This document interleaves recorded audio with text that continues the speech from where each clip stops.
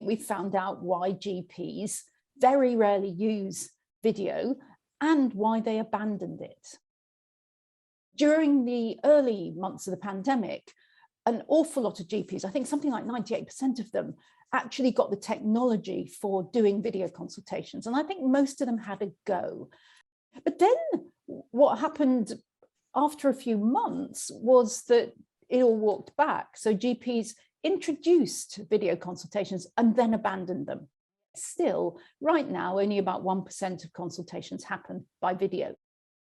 The GPs we interviewed said, look, it's not useful for most things, but it is useful. And we had some wonderful examples where video came into its own. It's just that they're not very common.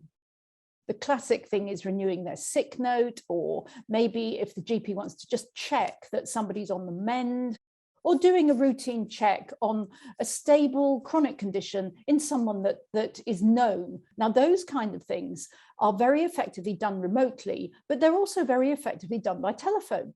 When we put our results out on Twitter, the most common response was from people who are hard of hearing.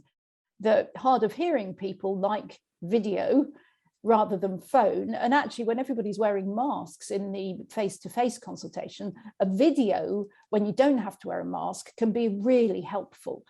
There's an example in the paper of I think it's a trainee who managed to talk a patient through self-examination of the abdomen, young patient with appendicitis, and the GP used video to show the patient their own right iliac fossa, if you like, or check that the patient was feeling in the right way. And the patient palpated and said, yeah, that's where it's tender. And sure enough, they had appendicitis. So, you know, those kind of things. But you probably wouldn't have dreamt that one up if I'd said, well, where would video be most useful? A lot of GPs responded saying, well, you're right, I don't use it very much, but I don't want you to take away the potential for using it.